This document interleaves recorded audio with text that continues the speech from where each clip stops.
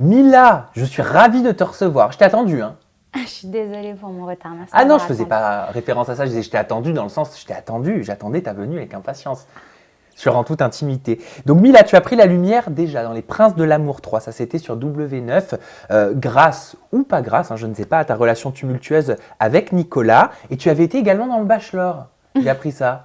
Oui, oui, oui, j'avais fait le bachelor auparavant, mais ça n'a jamais été diffusé. Donc le Bachelor juste avant donc le Marco actuel qui n'a pas été diffusé parce qu'il avait abandonné. Oui, c'est ça. C'est ça. C'est ça. Bref, tu as fait une brève apparition également donc dans Les Anges 8, donc ça aurait pu s'apparenter à un guest, mais ça n'en était pas un, hein, parce que tu as quitté le programme très rapidement. Est-ce que tu sais, juste en quelques mots, pourquoi est-ce que tu crées, pourquoi est-ce que tu suscites autant la polémique? Non, absolument pas. Je ne sais pas du tout, je ne sais pas pourquoi. Après, je pense que je suis surtout restée moi-même et après, ça plaît, ça plaît pas, tant pis. Mais ça, on va le voir. Tu es prête à te confier, Mila, en toute intimité? Oui, je suis prête. Vous restez avec nous à la maison? Ah oui, c'est vrai, vous pouvez pas répondre. Alors, on se donne rendez-vous après le jingle.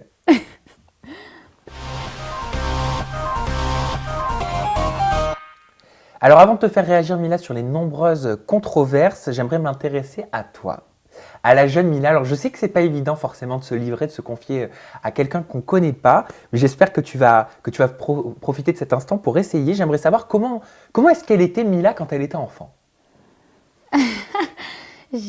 Alors enfant, j'étais assez turbulente, j'étais très hyperactive, très curieuse. J'étais un garçon manqué. Un garçon manqué? Alors ouais, ça peut paraître surprenant maintenant, mais j'étais un petit garçon manqué. J'aimais pas forcément l'école. J'aimais plutôt ce qui se passait dehors et pas vraiment à l'intérieur. Ouais, voilà, j'étais un petit peu un enfant un peu dissipé, un petit peu, voilà, hyperactive, mais très curieuse, très, voilà, mais pas du tout ni coquette, ni ceci, ni cela. Et c'est vraiment au fur et à mesure quand j'ai commencé à grandir et surtout quand je suis partie m'installer en Angleterre avec mes parents à l'âge de 9 ans. Oui. Là, j'ai découvert un petit peu tout cet univers glossy, toutes ces filles qui étaient très en avance en fait sur leur âge et qui faisaient déjà des petites booms à 10 ans. Enfin bon, ça restait, voilà, c'était les après-midi, etc. Mais c'est vrai que moi, c'est pas du tout quelque chose que je connaissais parce que j'ai grandi dans un petit village dans le sud de la France et de me retrouver tout de suite avec toutes ces filles si glossy qui parlent de garçons, etc. Ça a vraiment, ça m'a vraiment propulsée finalement dans cet univers un petit peu plus fille. Et je pense qu'après, ça a été vraiment, voilà, avec l'adolescence, une transformation. J'ai beaucoup déménagé, en fait. J'ai beaucoup changé. Je suis allée dans plein d'endroits différents. Et ce qui a fait que, au fur et à mesure, je me suis adaptée facilement aux gens. Quel genre d'enfance, quel genre d'éducation est-ce que tu as reçu? J'ai reçu une très, très, très belle éducation. Beaucoup de valeurs, beaucoup de principes. Vraiment, je ne regrette pas du tout l'enfance que j'ai pu avoir. J'étais dans le sud, donc il y avait le soleil. Enfin, on vivait avec peu de choses, donc je viens d'un milieu assez modeste, mais j'avais vraiment tout l'amour qu'il fallait autour de moi et beaucoup de valeurs, vraiment beaucoup de principes. De quoi est-ce que tu rêvais quand tu étais plus jeune? Ah, je rêvais de tout, je rêvais de choses en plus grand. Je me fixais toujours des objectifs, des défis. Alors au début, c'était un petit peu petit, mais je me disais toujours, un jour, je vivrai à Hollywood, je vivrai comme une star hollywoodienne. Alors je sais que c'était drôle parce que j'étais vraiment petite et puis je ne savais même pas où c'était Los Angeles, hein. Mais je me disais toujours, je serai une star hollywoodienne, j'habiterai aux États-Unis, etc. Donc je faisais vraiment partie de ces petites filles qui avaient des rêves plein les yeux et au fur et à mesure, je me suis fixé toujours des objectifs. Je me disais, voilà, plus tard, j'aimerais bien habiter à Paris, puis j'ai habité à Paris, puis un jour, je me suis dit, je voudrais habiter aux États-Unis, puis voilà. Tu rêvais de notoriété ou est-ce que tu rêvais plutôt de reconnaissance?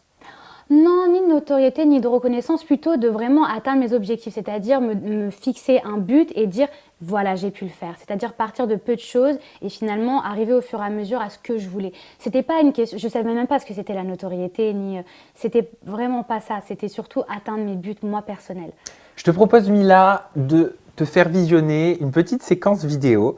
Je te l'ai pas montré, hein, ça tu peux le dire face caméra, je te l'ai pas montré avant pas de quoi il s'agit. pour garder justement l'authenticité. Alors, je te laisse regarder cette séquence et on en parle juste après. En tout cas, moi, quand je l'ai découvert, je te promets que ça m'a ému. Je crois savoir. Je crois savoir. Ah, j'en étais sûre. Voilà, ça filme. Alors, en direct de Marseille, voici À Farah Marseille. à l'écran. Qui va nous interpréter une chanson de Ahmed Ben. le titre. On doit tout regarder? Il y a 50 secondes. Bon, c'est parti, allez-y. J'en ai qu'une philosophie, être accepté comme je suis. Malgré tout ce que l'on dit, je reste le poing levé. Pour le meilleur comme le pire, je suis métisse mais pas mentir. J'avance le cœur léger, mais toujours le poing levé. Attends, J'ai toujours le même rire. de chance, et sans cesse redoubler d'efforts. La vie ne m'en laisse pas le choix. Je suis là, c'est pas le roi, malgré nos peines, nos différences. C'est moi. Ça te fait quoi de revoir cette séquence? Ben, en fait, c'est toujours bien de regarder un petit peu son parcours, de regarder en arrière et de voir vraiment d'où on est parti et où est-ce qu'on peut être aujourd'hui. Donc c'est vrai que ça fait partie des choses que j'aime garder et finalement laisser parce que c'est moi. Et justement, ça me permet de savoir où j'en suis et surtout de voir tout le chemin que j'ai pu faire. Tu avais quel âge là sur cette séquence? Je crois 17 ans ou 16 ans, je dirais entre 16 et 17 ans. Tu rêvais d'être chanteuse? Oui. Mais alors, ouais. attends, je vais être très sérieux dans ce que je vais dire. Non mais vraiment Mila, je te promets. Et ce n'est pas du brossage de poils comme on le dit vulgairement, parce que j'en parlais avec Nara, notre maquilleuse en off, juste avant que tu arrives. Moi, ça m'a ému. J'ai vu 2-3 vidéos comme ça de toi sur YouTube. Merci. Ça m'a ému parce que je trouve que tu as un très beau grain de voix. Tu Merci. chantes très bien. C'est gentil, merci. Comment ça se fait que tu ne l'exploites pas? Ah non, parce que maintenant je suis dans un tout autre univers. Déjà, je pense que la musique, c'est un vrai métier, c'est très difficile. On ne devient pas chanteuse du jour au lendemain, sauf si vraiment on a beaucoup de chance ou maintenant, enfin, via tout ce qui est réseaux sociaux, etc. C'est vrai que c'est plus facile de se faire connaître, mais je pense que voilà, la chanson, c'est un travail voilà, assidu, acharnement, etc. Et que ça prend vraiment beaucoup de temps. Et avec tout ce qui m'est arrivé au fur et à mesure aux États-Unis, etc., finalement, je suis vraiment dans un autre univers. Je suis vraiment dans le business. Je suis vraiment une businesswoman, en fait. Et je suis plus du tout...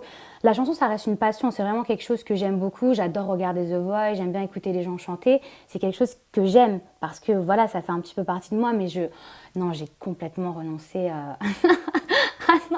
non, ça reste un petit souvenir, voilà, mais non, c'est pas... Ton amie dans la vidéo t'appelle Farah. Donc je voulais savoir pourquoi. Ça, c'est quelque chose de très personnel et je le garde pour moi. D'accord, Voilà. très bien. Donc j'insiste pas. Mais si je te dis ça, donc là tu vas me dire si c'est tabou, si on peut en parler ou pas. C'est parce que Ricardo, dans un tweet assez virulent quand même, te dit, donc en couple avec plusieurs hommes riches russes, vrai prénom Marie-Charlotte, nom de scène Mila, 100% naturel, 1, accompagné d'une illustration où on voit marqué Mila avant chirurgie. Alors premièrement, qu'est-ce que ça t'a fait de voir ce tweet? Est-ce que ça t'a blessé? Non, ça peut pas me blesser parce que c'est des choses que je vois depuis des années déjà. Il faut savoir que moi, j'ai commencé à être vidéo vixen il y a déjà plusieurs années. Donc, ces choses-là, c'est des choses qu'on ressort à chaque fois. Finalement, quand on n'a pas beaucoup d'arguments sur moi, c'est toujours la même chose qui ressort. Donc, moi, c'est quelque chose où je suis vraiment préparée. Donc, quand je vois ça, je me dis... c'est vraiment bas parce que c'est la seule attaque en fait finalement qu'on va me lancer. Et moi, c'est répétitif et je me dis à un moment donné, ce serait bien d'innover. Quand je vois ça, je me dis, c'était plutôt rabaissant pour lui parce que je m'adressais à Neouda et je ne m'adressais pas à Ricardo. Donc que lui prenne part à ça, je trouve ça... Non, moi, ça ne m'a pas blessée. Je me suis dit en fait, voilà, il ne vaut pas mieux que les autres. Finalement, moi qui... avait une certaine estime pour Ricardo, je ne l'ai plus du tout. Mais est-ce que pour toi, le fait d'utiliser un pseudonyme, c'est renier ses origines, c'est de ne pas être naturel? Non, absolument pas. C'est ma vie privée et c'est quelque chose que je garde pour moi. Je veux dire, il y a plein d'artistes qui l'ont fait, il y a plein même de gens inconnus. Il n'est pas question d'artiste, c'est quelque chose que je garde pour moi. Et je veux dire, je trouve que Mila Jasmine, c'est très bien et ça suffit amplement.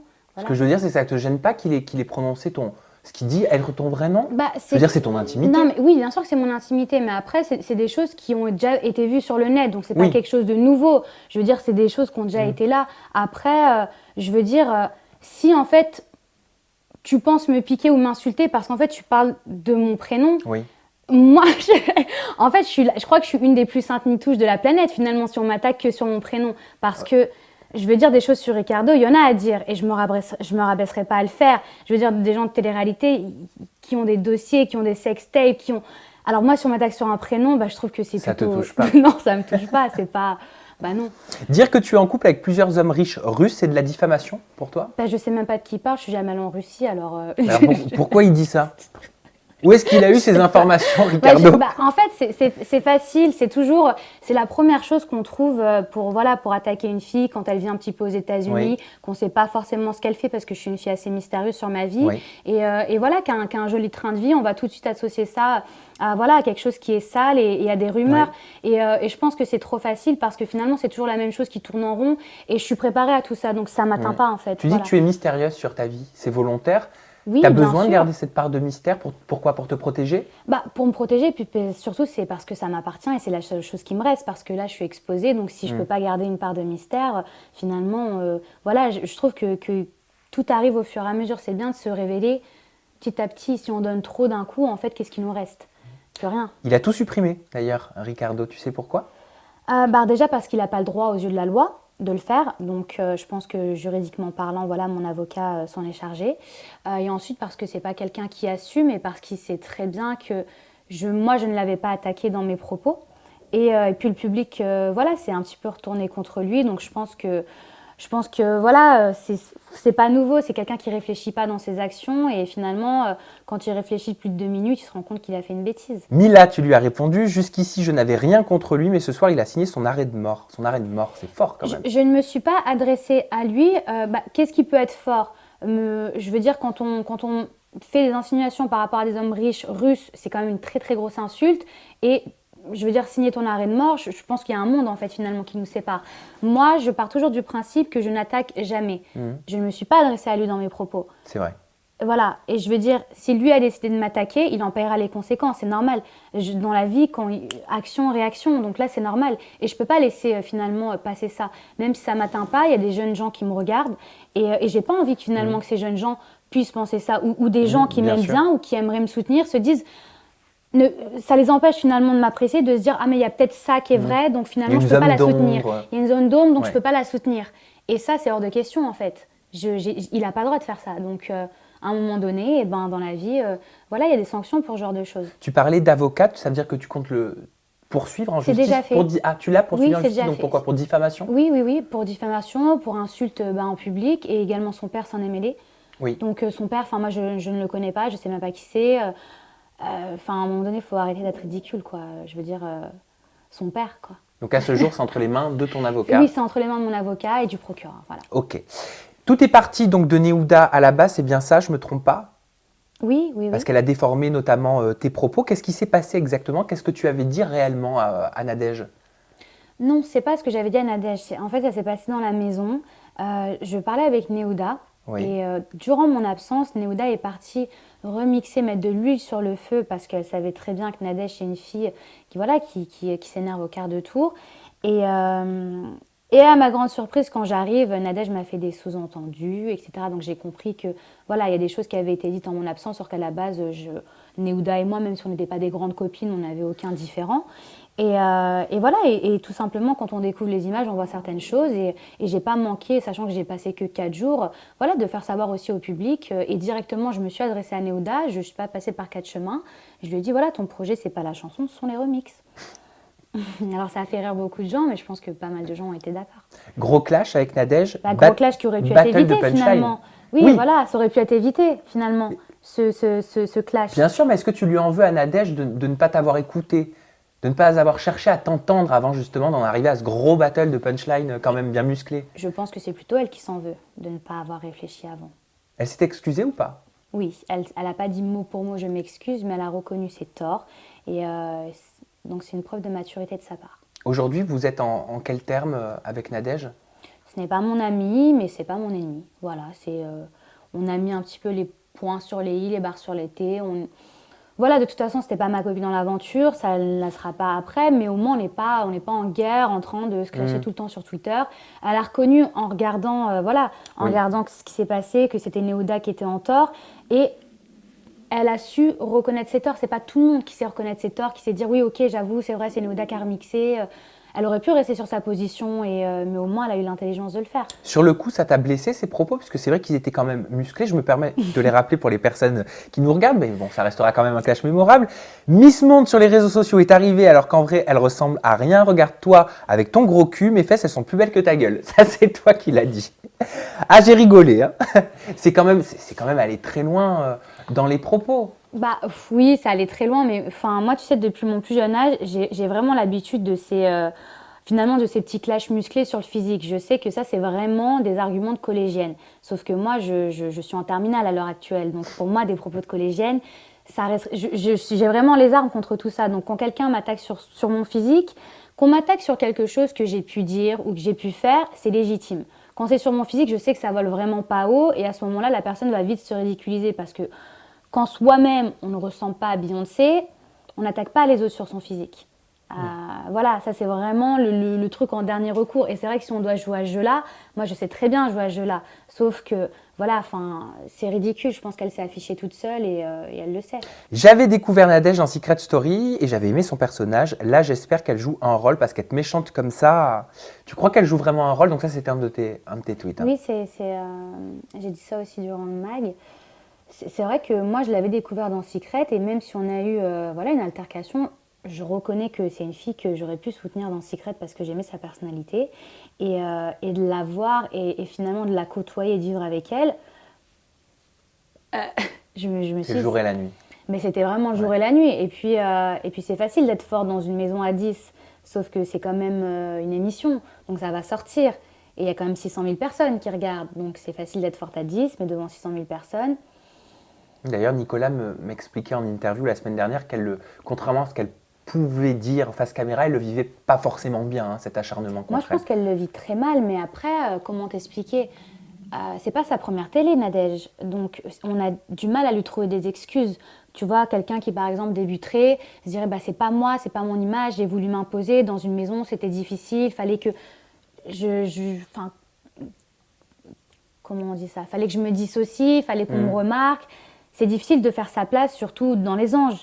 Mais Nadège, c'est pas sa première télé. Donc finalement, on ne sait pas quelle excuse lui trouver, parce que c'est là où je me suis dit, est-ce qu'elle est vraiment comme ça? Est-ce qu'elle est vraiment méchante? Parce que je l'ai vraiment trouvée méchante face à Andréane. C'est quelque chose que pour moi, je n'aurais jamais toléré si j'avais été là à ce moment-là dans la maison. Et finalement, bah voilà, elle n'a que la monnaie de sa pièce. Le public, en tout cas, est intransigeant. Peut-être que dans la maison, des gens la soutenaient, mais le public est juste. Tu t'attendais, Mila, à avoir autant de clash quand même en arrivant dans Les Anges? Absolument pas. Parce qu'il y en a eu beaucoup, c'est vrai qu'il y a eu quasiment que ça. Bah, qu'il y ait des discords, qu'il y ait des disputes, c'est normal, parce que voilà, dans une maison, on peut pas... c'est normal, il y a un moment donné où voilà, on va toujours se prendre la tête avec quelqu'un à un moment donné, ou pas.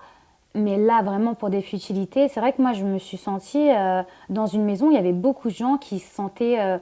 pas en sécurité, qui avait vraiment peut-être une pression, qui se disait si je m'impose pas, si je me démarque pas des autres, peut-être... J'avais l'impression qu'ils voulaient tous être l'ange qu'on allait retenir. Mais vraiment... Faire le buzz de la saison. Voilà, faire le buzz en surjouant, en vraiment oubliant leurs valeurs, leur personnalité. Et finalement, si le public s'attaque autant à eux, c'est parce que... ils ont joué leur mauvaise carte. Voilà. Tu parles régulièrement dans tes interviews d'images à tenir. Est-ce que tu penses que si tu avais poursuivi le tournage, ça aurait pu nuire, en tout cas à ton image? Oui, je pense que ça aurait pu nuire à mon image, parce que quand on m'attaque, je répondrai toujours. Je répondrai toujours présente et je ne me laisse pas faire. Voilà, si je cherche, je risque de trouver, mais quand on me cherche, on me trouve. Donc, je veux bien 1 fois, 2 fois, 3 fois, c'est cool. Mais je ne suis pas venue pour ça, en fait. Moi, je suis venue pour défendre une association. Et là? Pour l'association est là. Donc je ne peux pas d'un côté me battre pour des enfants, pour une association, pour récolter des fonds, et d'un côté me battre dans la maison. Ça ne correspond pas en fait à mon image, premièrement. Et je ne suis pas venue pour ça. Dans Les Princes, on m'a vue différente parce que j'étais dans une position où j'étais tout le temps sur la défensive. Je devais défendre un garçon, etc. Donc c'est normal. Mais dans la maison, je suis là pour une bonne ambiance. Même s'il y a des gens avec qui je ne vais pas m'entendre, je ne suis pas là pour me prendre tout le temps la tête. Ce n'est pas le but, il n'y a pas d'élimination. Je ne suis pas censée me sentir en danger et être tout le temps sur la défensive. Donc de voir tous ces gens-là tout le temps très agressifs, oui, je pense que si j'étais restée, ce n'est pas du tout l'image que... Je ne suis pas comme ça dans la vraie vie, je ne m'embrouille pas pour un verre de lait. Enfin, je veux dire... non, donc c'était mieux pour moi. Je pense que tout ça, c'était très bien. 4 jours, c'était suffisant. Tout s'est bien goupillé pour toi. Oui. Neouda, Ricardo, Nadège, la liste s'allonge un petit peu avec Sarah Frézou dernièrement. Ça clash sévère sur Twitter. Vos rapports étaient pourtant bons au départ parce qu'on la voit te sauter dans les bras. Toi au confessionnal qui dit ça y est, la team grosse fesse est arrivée. Qu'est-ce qui s'est passé en fait pour qu'elle virevolte comme ça dans ses commentaires à ton égard? Bah, je pense que c'est surtout elle qui le sait. Il faudrait surtout lui poser la question à elle. Après, je sais pas. Je sais pas ce que ça cache. Je sais pas si c'est de la jalousie. Je sais pas si c'est de la peur. Je sais pas ce que c'est en fait parce que je veux dire, on a un physique complètement différent l'une de l'autre, même si c'est la team grosse fesse. Je veux dire, puis même, moi, je suis là pour l'association. Elle a un projet qui est le burlesque. Enfin, je vais pas m'attaquer à son projet. Je veux dire, il y a de la place pour tout le monde. Chacun est vraiment très différent. Donc, pourquoi ce revirement de situation, cette double face? Je sais pas, peut-être que finalement, c'est une hypocrite, comme on a pu le voir avec d'autres candidats, avec Jazz, avec d'autres personnes.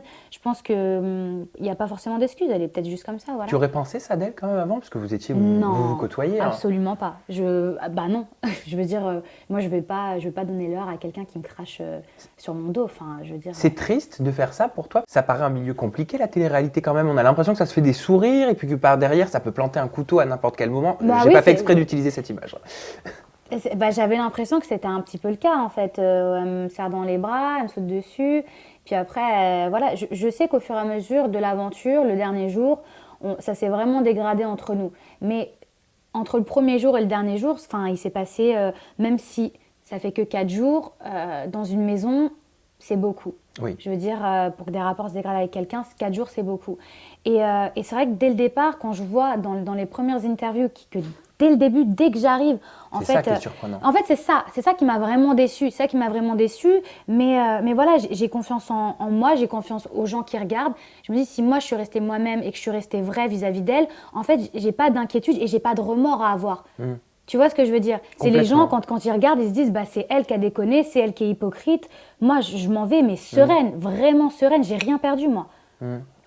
Elle le dit, hein, dans Les Anges, elle dit « Heureuse de ne pas voir sa tête de fausse diva le matin, une imitation de Kim K ratée comme jamais ». Et elle poursuit sur Twitter, oui, comme jamais. D'ailleurs, ça veut dire quoi, comme jamais? Ouais, comme jamais, c'est un peu l'expression des Anges cette année qui est partie de Maître Gims. Comme jamais, ouais.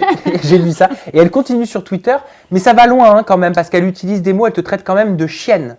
C'est quand même assez violent et elle associe donc une image où on te voit topless, certainement un ancien shooting. Tu en as pensé quoi? Bah, j'ai trouvé que c'était l'hôpital qui faisait de la charité parce que c'est la première à avoir des photos dénudées. Donc c'est vrai que si c'était voilà, une nonne, ben, à la limite, elle peut éventuellement essayer de m'attaquer sur ça parce que moi je n'ai pas du tout honte de ce que je suis ou de ce que j'ai pu faire. Mais elle peut essayer de m'attaquer sur ça. Mais quand tu fais les mêmes photos, si ce n'est pire, parce que ça rend... Voilà, sans prétention aucune, mes photos ne rendent pas pareil qu'elle. C'est des photos non professionnelles qu'elle a fait dans sa salle de bain. Mais il faut savoir que c'était mon travail avant. J'étais vidéo vixen, donc c'était un métier.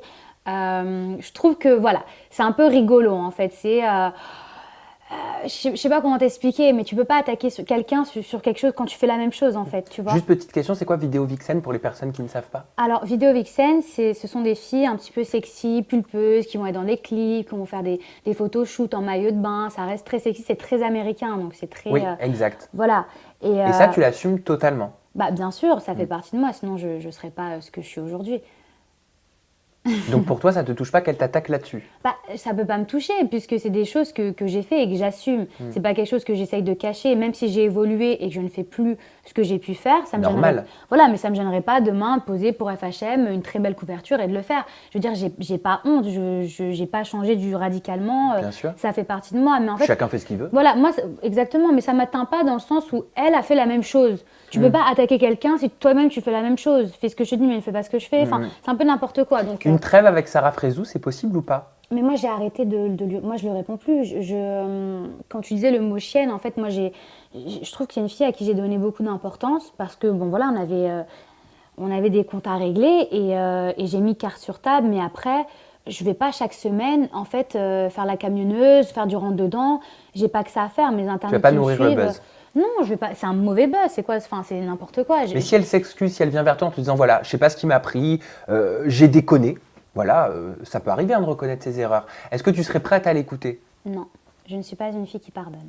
Ah, tu ne pardonnes pas? Non. C'est-à-dire quand on te déçoit une fois, il n'y a pas de seconde chance? Non, il n'y a pas. Je ne fais pas la place au doute. Je fais pas.